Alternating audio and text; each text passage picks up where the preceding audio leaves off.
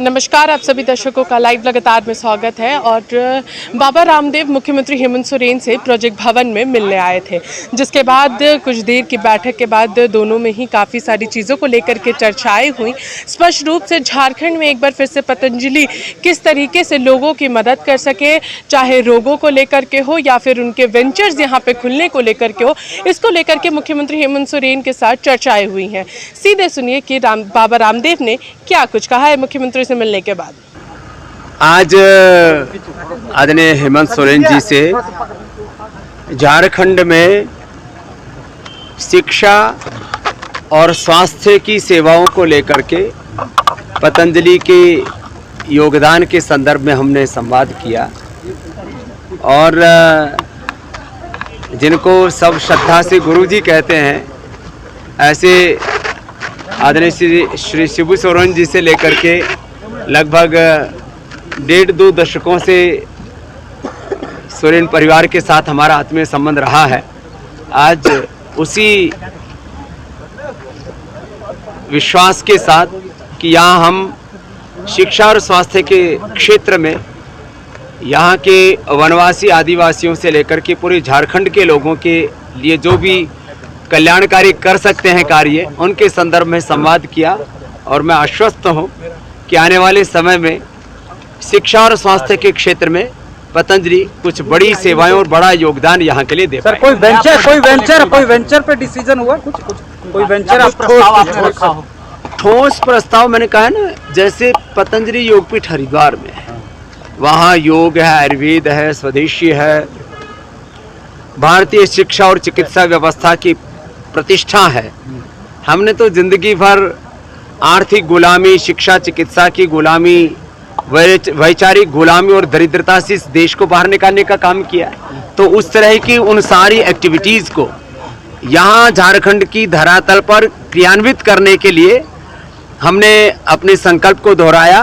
तो आदरणीय मुख्यमंत्री जी पूरे प्रतिबद्ध हैं कि इस क्षेत्र में हम मिलकर के कुछ बड़ा काम अवश्य करेंगे। एक इंस्टीट्यूशन ऑलरेडी चल रहा है, किस तरह से आप कॉलेज खोलेंगे, स्कूल खोलेंगे? स्कूल, कॉलेज और आगे यूनिवर्सिटी से लेकर के एक वैश्विक स्तर का पतंजलि वेलनेस सेंटर, जिसको हम कहें कि health tourism, spiritual tourism, religious tourism, और जो पूरी दुनिया में सभी बीमारियों से हार मान करके थक चुके हैं, liver, kidney failure, heart failure, obesity, stress, anxiety, depression, अलग अलग प्रकार की व्याधियों से जो त्रस्त लोग हैं, वो मेरे पास हरिद्वार जाते हैं रोज 10-10 हज़ार की संख्या में।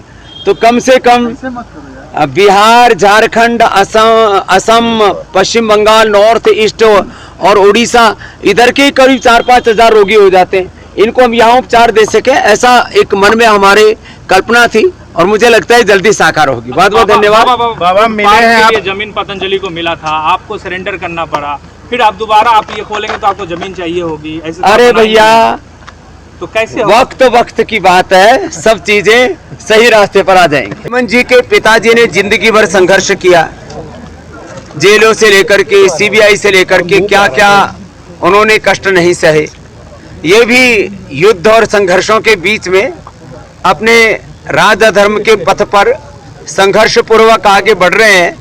और जो एक यहाँ के पूरे झारखंड के लोगों के कल्याणकारी योजनाओं को लेकर के आगे चल रहे हैं, मैं आश्वस्त हूँ कि लोगों का इनको जो प्यार मिल रहा है, एक अच्छा कार्य खिलाफ है, केंद्र माहौल खिलाफ है। तो आपने यहाँ पे स्पष्ट रूप से सुना कि बाबा रामदेव ने यहाँ पर ये ज़रूर स्पष्ट किया है कि हेमंत सोरेन के परिवार के साथ एक पुराना रिश्ता रहा है, और साथ ही साथ उन्होंने ये भी कहा कि जनता हेमंत सोरेन को ढेर सारे प्यार जो है वो दे रही है। ईडी के सवाल पर भले ही उन्होंने कुछ ना कहा हो, मगर झारखंड में एक बार फिर से वेंचर खुलने को लेकर के कई सारी बातें कही हैं। और साथ ही साथ इस पर मुख्यमंत्री ने भी चरणबद्ध तरीके से कहा है कि झारखंड में पतंजलि एक बार फिर से आएगा, और जितनी भी रोग जो यहाँ पर है, जो लोगों को परेशानी होती है, वो परेशानी के लिए उन्हें झारखंड के बाहर ना जाना पड़े, इस पर भी चर्चाएं ज़रूर हुई हैं। यहाँ पर ये सारी चीज़ों को रामदेव बाबा ने स्पष्ट किया है। इसी के साथ देखते रहिए लाइव लगातार। रांची से मैं पूजा, नमस्कार।